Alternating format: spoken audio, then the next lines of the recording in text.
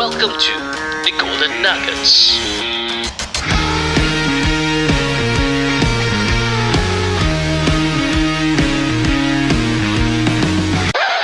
Are you ready to take your brand to the next level? Look no further.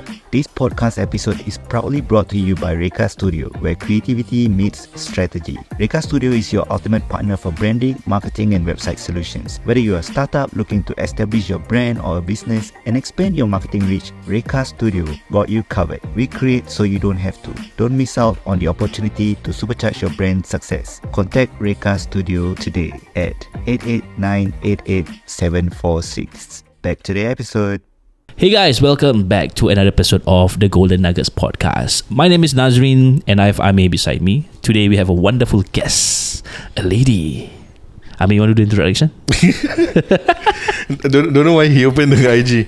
Okay, so today we have Lavania. She's the founder of Tinted Whatever and Dance Embassy, right? Woohoo! Give a round of applause. Alright, so Lavania, how's life? Very tiring, Oh, okay. but good. Okay. Is it because you're running two businesses? That's why it's tiring? I'm running two businesses. I'm running after two little people. Okay. Yeah, So you got two kids. I have two kids. How young are they? So one just turned 5. Oh. And the other one is little over 18 months. Oh, okay. Same like mine. So can go to school already, the 18 months. We haven't sent her to school. We're still holding on. I see. So who's Yeah. taking care of her? My helper. I see. Okay. For both of Can. them. Should have brought your Yes. baby The other here. one is in school. Okay. The 5-year-old's in school, but the 18-month-old is taking care of her. Yeah, should I have brought see. her here lah. You sure? We Don't, wouldn't have a Ami, don't. podcast. that will be interesting. Right? Yeah, we haven't had any kids before. Yeah, I think that will be interesting. Yeah. But she's very well behaved. That's good. Yeah, that's But when good, she yeah. gets to know you, it's trouble. Okay, so Lavania, can you share with us a bit of your history, a bit of your background? Like, what were you doing before you started your own business? So I never saw myself as an entrepreneur. Okay. As you know, most parents want their daughters, especially Indian parents, you either become a doctor, engineer, lawyer, or a failure. So, Why failure? Yeah. They ask for that. No, I mean, I mean it's either alternative. or, right? Yeah. If you're not one of these 4, you are a failure. So Yeah. I was brought up like that, and my background is actually psychology. Okay. Okay. I stumbled upon entrepreneurship when I went into dancing, and I saw how my dance guru was running her business, and I was so inspired by it, and I told F you to my last job, and Okay. I quit and I started my company. I see. So you were studying psychology Yes. and you completed your diploma or So degree? I started working at 16. My diploma was accountancy, which I hated. Okay. And then I wanted to do mass comm, and then my parents were like, oh, no, there's no future in mass comm, do something else. So, and I didn't want to go to JC because I didn't want to wear the uniform anymore. So Same. I decided... I hate uniforms. So I decided to go to poly. I took accountancy. Then I had my first job in a shipping company. Okay. Oh, okay. And I was the first Indian accountant to be hired by that shipping company. Oh, why? Interesting. Because I spoke Mandarin. I see. Ah, you have a third language. I have a third language, but it's a conversational Mandarin, enough for me to survive. Enough. Yeah. So then, and then I joined SQ because I just wanted to escape my And travel. parents Okay. and travel and rebel for a bit. I actually loved being a cabin crew. Oh, It okay. really opened up my world because I was an introvert, and that experience actually helped me to like open up myself, be a bit extroverted, speak to people. That's when I discovered dancing because I went to this place called True Yoga at that time, and they Okay. were having Bollywood fitness classes, unheard of. Wow. And I Interesting. attended that, and when the teacher saw me, she was like, you dance so well, why don't you become my instructor? And she just moved from US to Singapore. So I told her, you know what, I'm bonded with SQ, let me think about it after I finish the bond, and then we'll talk. I went back home, I'm like, you know what, this is what I really want to do. I finished my bond in SQ, and I say, you know what, I'm ready to be trained as an instructor. But obviously, to be trained as an instructor, you are not being paid that well, right? So I had to take on another job. So I was working in a government agency, Okay. in their investment department, and I was giving tuition. Oh. And that's when I took up my degree at the same time I see. Wow. and did my dancing. on the Wow. side. Four things. Four things Synchronizing. at the age of 23, Uh-huh. 22, 23. Till? Then that's when I started, and my Okay. parents decided I was doing too much and wanted me to get married. So I had no choice. Some emotional blackmail was happening Okay, at that's that normal. time. Yeah. And then I got married at 23, Okay. and that's Oh. when life started. That's Life's young, eh? challenges started. Yeah. Okay, so 20 to 22, that was when you were cabin crew Yeah. for SQ. Yeah. And can you share with us the experience as a cabin crew? Like perhaps your worst experience as a cabin crew? So the worst experience started from the interview itself. Oh, We had- Okay. At that time, this was in 2005, we had 10 rounds of interview. 10 rounds. Yeah. So I think now it's way lesser. I think like 10 rounds. Yeah. 4 or 6, right? 4. I don't know about now, but because the turnover was very high, so they're Yeah, like shorter. this is pre-COVID. Way before COVID.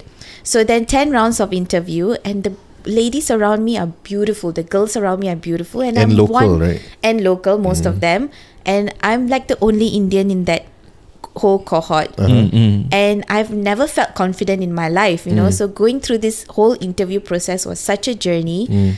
I was quite surprised that I was chosen. I don't want to say maybe because I'm the only Indian, but because of my interview capabilities. Okay. Yeah, perhaps. Yeah. But I guess the worst experience was just at that time there is this thing called ragging. Have you heard of it? No. So it's where the senior cabin crew can bully the Okay. The Cabin term crew. ragging is different when it's come to NS, right? I don't know, man. what do you call it? He was never bullied. I've Look at heard. it. Ragging is like when a new batch come in, Yeah. and then the senior, like you said, is bullying. Yeah. Okay. Yeah. So I was also bullied to the max. Okay, and And this was when you start working already, when I right? started working as a junior, and I was like, what is this toxic environment? Like, where am I working?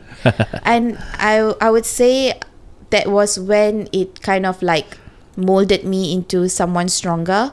So I kind of thanked SQ for that experience of getting bullied, because bullying comes in various forms, right? Yes. So even if you're going to an office job, you'll be bullied anyway. So Right. I really embraced every journey in SQ. I loved it, I hated it at the same time. But yeah, It builds your character. it builds your character so much. So, is it safe to say that you love the job but you don't like the people? The people I was working with, there was even one cabin crew I was working with. He was my senior. He passed a lot of, I would say, unwanted comments sexually. And at that time, there was no Me Too movement. You know, you kind of like just take it and cry about it, right? Wow. But I think God is good, because he was caught offloading something from the aircraft. Really? And he was sacked from his job. Ah. So I would say, you know, before you do bad things to people, just remember it will come back to you in Yes. some way or the other. Wow. Yeah. Wow. Okay. And what about your travel experience with SQ? I loved it. Although I kind of regretted I didn't take full advantage of it, because at 21, you're still... Nowadays, the 21-year-olds, I think, are very Yes. smart and street smart, right? Yeah. They know how to do, what to do things. At that time, I was like this meek little 21-year-old trying to navigate through life. But it taught me a lot about being independent and surviving. So I remember there was this flight to New York that I did, Okay. and I was at the lobby with another cabin crew, a girl, and then there were two guys who were supposed to join us for supper. So the girls, we went to the lobby with our bags and ready to like go out for supper, right? And then one of the guys was like, "What are you doing with the bag?"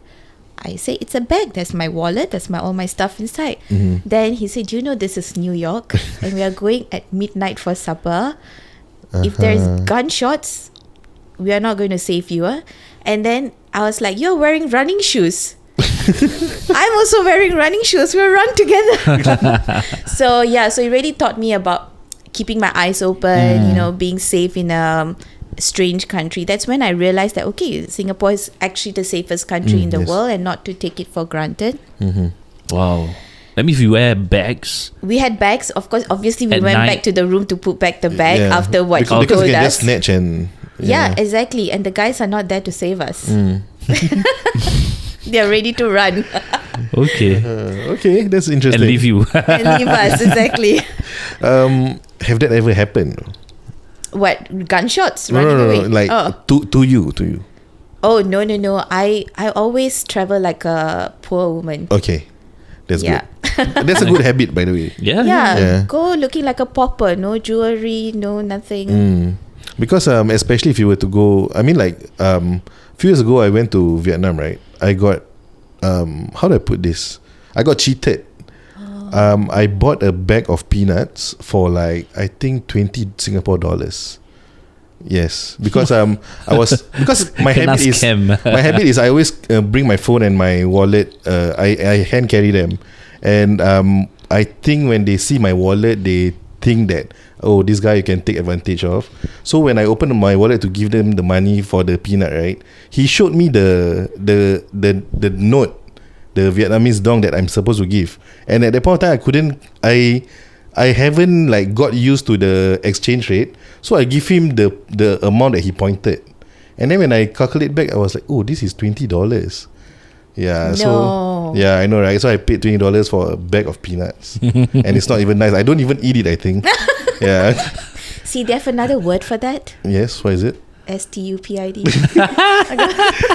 Okay, I admit I'm stupid at the point of time, especially. But wait, do you guys converse in English or it's just like No. signaling? He's Signal. like, yes. Oh, it's just hand language. Yeah. Okay. Poor you. Yeah, I know, but it's okay. You know, like God sometimes have to take it away. Sometimes, huh? True. Yeah. All right. So, other than New York, any other? I mean, I'm sure you've been to a lot of other countries, right? Yeah. Which is your favorite country that you've been to? Oh, I love Egypt. Egypt. Yeah. Okay. I've never been there. Same. I love Egypt. So beautiful. You have to go. I mean, not right now. But Back then. yeah, it's You went to the beautiful. pyramid? Went to the pyramid. Went to the museum. It's just so rich in history and culture, and the men there are so full of sweet words for you. Okay. Handsome man. With Okay. stubble. Yeah, okay. But yeah, beautiful country. Yeah, I actually couldn't hear what Hanafi was saying. What are you saying? Pyramid scam. Oh, pyramid scam. Pyramid scam. MLM. Okay, so Egypt is one of the best places that My you most would favorite recommend. country. Yeah, I haven't been to Istanbul, to be honest. I heard that is also beautiful. Yes. Or Brazil. I would love to go. So, am I right to say that you are someone who appreciate culture, history of Oh the country? yeah, I see. Okay. for sure. Yeah, so you will definitely love Turkey. You will definitely love Istanbul. Yeah, Yeah. you have been. Yeah, I've been there, and I really enjoy the history about the Ottoman Empire, the Byzantine Empire, and all that. Yeah, so Interesting. So yeah, So apparently Noah's Ark established itself in Turkey, right? There's some mountain. that's Is it? what they said. No, you didn't find out more. Oh no, I didn't go that area because the last time when did I go there? I can't remember. But at that point of time, I think it was not made popular that area is the Noah's Ark. That'd be interesting. Yeah, I know, right? Okay, so after you become a cabin crew, you started studying psychology. Can you tell us why you decide psychology? Because I had a lot of psycho people surrounding me. I just wanted to understand what's going on in human minds. So, am I right to say that you decided to study psychology because of the toxic environment that you had Yeah, I when you mean, were in SQ? everywhere, not just at work. I mean, family members also can be toxic, right? So I just wanted to understand how do human minds work and what makes them behave the way they behave. So So, what do you learn? nothing. I think my experience I like that taught me answer. more than my certificate. Right? It's just a paper, right? Yeah. Okay. Why not pursue that? Why not pursue psychology? It's too draining. Okay. It's mentally draining, and I think I wasn't ready to be in that profession to listen to people's problem, and so I need to solve my own problem first before I listen to other people's problems. That's true. Yeah. Yeah, that's true. And where do you study psychology? Is it in Singapore? So it's in an Australian U called Edith Cowan, but their campus was in Singapore. Okay, did you manage to go there for a year or something like that? No. You decided not to? No. Because I know there's a bridging kind of No, year. they didn't have it for me. Oh, okay. Yeah, it was a 2-year crash degree. Is it under Kaplan or something like that? No. It's by the university itself. By itself? Yeah, Oh, okay. yeah. And am I right to say that you take the degree because it was also pressure by your family members? No, not at all. It was my choice. I just wanted to take it because I was very interested in dealing with children. I see. I love children, and I thought I could go into that space of child psychology, you know, just like a career option. But I just left it at that after taking it because it was so tough. Is it dry? It's so dry. It's so tough. Like there's statistics involved. Like who would have guessed psychology? There's statistics. Wow. I thought I was over it in accountancy diploma, but no, that put me off. Okay. Interesting. And so I believe that at that point of time, because you were also financing your own school, that's why you started to work part-time, right? Yeah. That was also when you found dancing and all. Yes. And was that the start of your dancing journey, or before that you already were in dance? That was the start, because before that I was never encouraged to learn dancing. I wanted to learn dancing. I wanted to learn Bharatanatyam, the what do you call it, the traditional Indian dance, but I wasn't allowed to learn it Why? because my great father thought that it was meant for prostitutes. Really? Like Really? dancing, only prostitutes dance. Oh, it's a Yes. stigma, is it? That people think. It's a mentality that I they had. guess. Oh, Because it's like, you know, your daughter. prostitute. Your daughter, at that time, long time ago, this is like black and white days we are talking about, right? So to entertain the kings, you know, only concubines and women dance to entertain. Yeah. So, yeah, like you said, it's the mindset. Right. Okay. Yeah, he was watching the wrong movies, obviously. I Yeah, guess. I believe so. Doesn't he watch like Hindi movies or anything? No, he watches like MGR movies, What's MGR movies? Sivaji movies, you know, those black and white, like what is that black and white Malay actor? Oh, like very P. Ramlee. famous one. Yeah, P. yeah. Ramlee, those kind. But Oh. P. Ramlee is clean. Yeah. The Okay. Indian ones are Really? not that clean. Actually, P. Ramlee can get cancelled today. Oh, is it? Yeah. Yeah. Yeah. Oh. There's A a lot lot of I Wow. never knew. things. Quite misogynistic things also. Times 10 for A lot. Indians. No wonder. Really? Times 10 for Indian. Yeah, for sure. Go watch a black and white movie. You'll understand what I Do you think like in this generation there is those kind of mindset still instilled No. to our culture? Not at all. Oh, Like okay. my husband and I, we invest in our kids' talents. Like, you better know how to dance. You better know how to DJ. Okay. Skills Yeah. lah. Skills, yeah. And talents also, right? Like music really heals you. Yeah. It's really important. Agree. And I want to say that I think Madonna stole her, you know, that bra, that sequin pokey bra Yeah, yeah. from the Indian films. Really? Yeah, black and white, they only wore that. Seriously? For sure. Wow. Yeah. Okay. Okay. I mean, a lot of the musicians get inspiration from all other parts of the world. So, possibly. Yeah. Okay. So, you were studying, you were doing tuition, you were dancing, and also you were doing instructor to be a dancer. Training, is it? Yeah, training, yeah. A dancing instructor. Yes. How do you, in this current day and age, how do you become a dancing instructor? So I would say not all dancers can be instructors. I started off that way. I never knew I could be an instructor because when I first started training for dancing, my dance guru was giving me hell for it, and I was asthmatic. So she said, if you're not giving your 150%, your students won't give their 100%. That's true. And Okay. you need to be seen sweating and, Wow. you know, working for it, right? Like 10 that- times more energetic than yeah, the room. for sure. So that's where I get my crazy energy from because I was trained like that. And when I first started, after every song I have to go take my inhaler, take a few puffs, and come back and continue. Yeah, I'm not kidding. And so that training happened for 6 months until I was ready to take my first class. And one of the students I remember, she's still a very lovely friend of mine. She said, you're not giving your instructions loud enough. You're very soft. Wow, that's a good feedback. Yeah. And I was like, okay. So I started to improve myself, improve my teaching skills.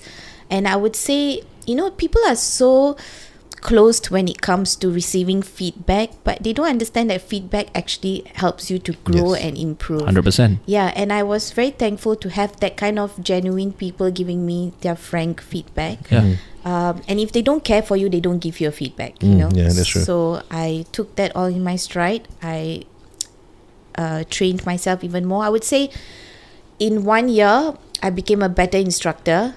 And the more assignments I took on, I would travel all the way to Tuas for a $50 assignment. Ooh. Okay.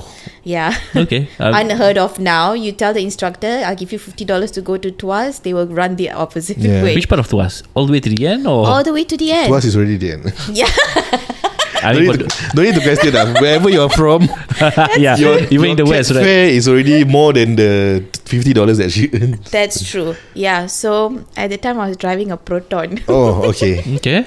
Not that bad. Yeah, so then it was the cheapest car, and I needed that car to bring me to places like this, right? So I would weigh my pros and cons. Instead of spending so much of money, might as well buy the cheapest car and just drive myself around and start training myself. So in 1 year, I became a trainer, and then it took me about, I would say, 3 years, 4 years to really become a full-fledged trainer and for people to start to recognize me. Okay, that's quite a journey. Yes. So when you say the 6 months that you are learning to be a trainer, is there like a specific course, a train the trainers course that you go through, or you are just picked by your Yeah, so I shadowed her for every of her class. So when you are a shadow instructor, means you follow the main instructor for every class and you dance alongside her. And then maybe 1 or 2 songs she asks you to take over the whole class. So it's on the spot training. Yeah, you just don't go sit down there, listen to people talk. It doesn't work. Unless you are put into that situation, that's when you learn the most. Yeah, I see. Okay. Ken, shall we go to part 2? Can. All right. Thank you so much, Lavania. We are wrapping up in part 1 of the Golden Nuggets podcast.